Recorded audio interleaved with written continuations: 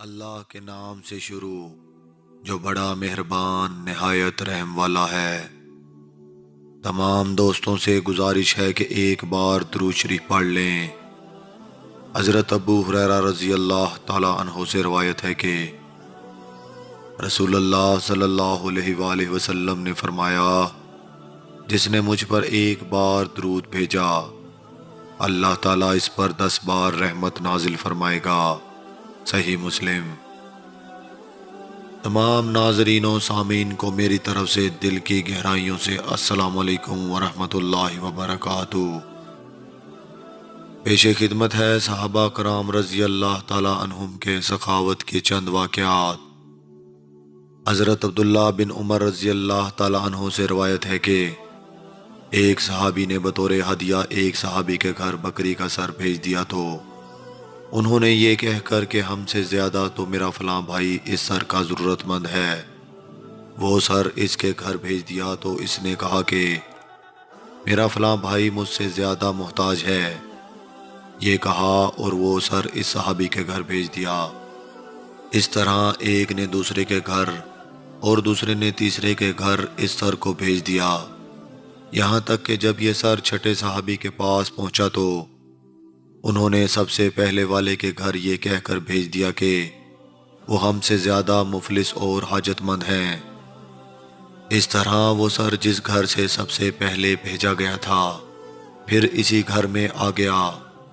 اس موقع پر سورہ حشر کی آیات نازل ہوئیں جس میں اللہ تعالیٰ نے صحابہ کرام کی سخاوت کا خطبہ ارشاد فرمایا، اور وہ آیت یہ ہے کہ سورہ حشر آیت نمبر 9 ترجمہ، اور صحابہ اپنی جانوں پر ترجیح دیتے ہیں اگرچہ انہیں شدید محتاجی ہو، اور جو اپنے نفس کی لالچ سے بچا لیا گیا تو وہی کامیاب ہیں۔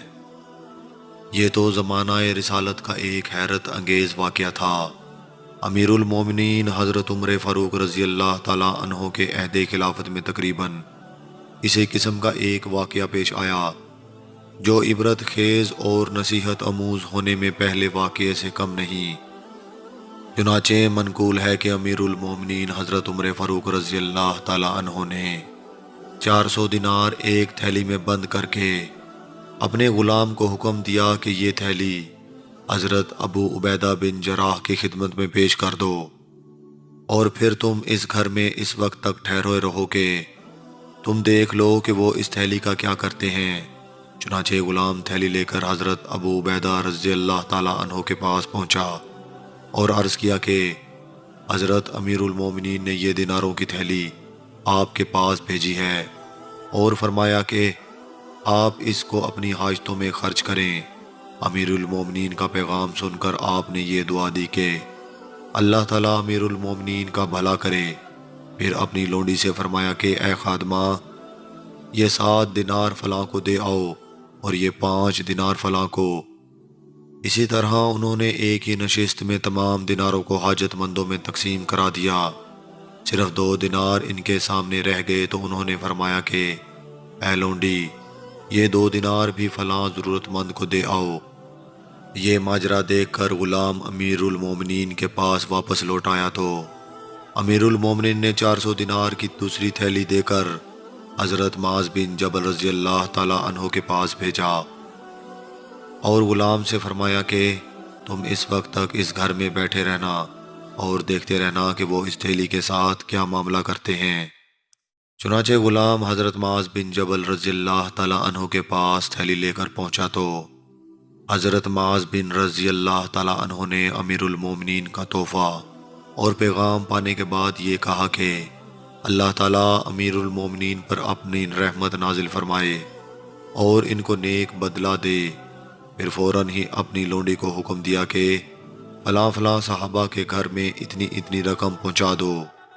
صرف 2 دینار باقی رہ گئے تو حضرت معاذ بن جبل رضی اللہ تعالیٰ عنہ کی بیوی آ گئیں اور کہا کہ خدا کی قسم ہم لوگ بھی تو مفلس ہیں اور مسکین ہیں۔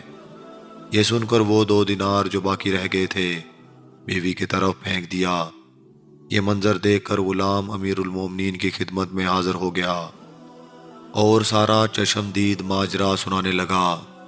امیر المومنین حضرت عبیدہ اور حضرت معاذ بن جبل رضی اللہ تعالیٰ عنہما کی اس سخاوت کی داستان کو سن کر پرتے تعجب سے انتہائی مسرور ہوئے اور فرمایا کہ اس میں کوئی شبہ نہیں کہ صحابہ کرام یقیناً آپس میں بھائی بھائی ہیں اور ایک دوسرے پر نہایت رحم دل اور آپس میں بے حد ہمدرد ہیں۔ حضرت بی بی عائشہ رضی اللہ تعالیٰ عنہما اور دوسرے صحابہ کرام سے بھی یہ روایت منقول ہے۔ ایک حدیث میں آیا ہے کہ بیان کی گئی آیت کا نزول اس واقعے کے بعد ہوا کہ بارگاہ نبوت میں ایک بھوکا شخص حاضر ہوا۔ حضور صلی اللہ علیہ وآلہ وسلم نے ازواج مطہرات کے حجروں میں معلوم کرایا کہ کیا کھانے کی کوئی چیز ہے؟ معلوم ہوا کہ کسی بی بی صاحبہ کے یہاں کچھ بھی کھانے کے لیے نہیں۔ تب حضور صلی اللہ علیہ وآلہ وسلم نے اصحاب کرام سے فرمایا کہ جو اس شخص کو مہمان بنائے اللہ تعالیٰ اس پر رحمت فرمائے۔ حضرت ابو طلحہ انصاری کھڑے ہو گئے اور حضور سے اجازت لے کر مہمان کو اپنے گھر لے گئے۔ گھر جا کر بیوی سے دریافت کیا کہ گھر میں کچھ کھانا ہے؟ انہوں نے کہا کہ صرف بچوں کے لیے تھوڑا سا کھانا رکھا ہے۔ حضرت ابو طلحہ نے فرمایا کہ بچوں کو بہلا پھسلا کر سلا دو، اور جب مہمان کھانا کھانے بیٹھے تو چراغ درست کرنے کے لیے اٹھو اور چراغ بجھا دو تاکہ مہمان اچھی طرح کھا لے۔ یہ تجویز اس لیے کہ مہمان یہ جان نہ سکے کہ اہل خانہ اس کے ساتھ نہیں کھا رہے، کیونکہ اس کو یہ معلوم ہو جائے گا تو وہ اصرار کرے گا اور کھانا تھوڑا ہے، اس لیے مہمان بھوکا رہ جائے گا۔ اس طرح حضرت ابو طلحہ رضی اللہ تعالیٰ عنہ نے مہمان کو کھانا کھلا دیا اور خود اور اہل خانہ بھوکے سو رہے۔ جب صبح ہوئی اور حضور سید عالم صلی اللہ علیہ وآلہ وسلم کی خدمت میں حاضر ہوئے تو حضور علیہ الصلوۃ والسلام نے حضرت ابو طلحہ رضی اللہ تعالیٰ عنہ کو دیکھ کر فرمایا کہ رات فلاں فلاں کے گھر میں عجیب معاملہ پیش آیا، اللہ تعالیٰ ان لوگوں سے بہت راضی ہے، اور سورہ حشر کی پہلے بیان کی گئی آیت مبارکہ نازل ہوئی۔ یہ آیت مبارکہ اور اس کی شان نزول کے حیرت ناک واقعات ہم مسلمانوں کے لیے کس قدر عبرت خیز اور نصیحت آموز ہیں۔ اللہ پاک سے دعا ہے کہ ہم سب کو اس پر عمل کرنے کی توفیق عطا فرمائے، آمین۔ معزز عزیز دوستو، میں امید کرتا ہوں یہ ویڈیو آپ دوستوں کو پسند آئی ہوگی۔ ویڈیو پسند آ جائے تو لائک اور شیئر ضرور کر دیجیے گا، اور آنے والی نئی ویڈیو کے لیے ہمارے چینل کو سبسکرائب کر دیں، ساتھ میں موجود گھنٹی کے بٹن کو ضرور دبا دیں تاکہ ہماری ہر نئی آنے والی ویڈیو سب سے پہلے آپ تک پہنچ سکے۔ مجھے دیجیے اجازت، اللہ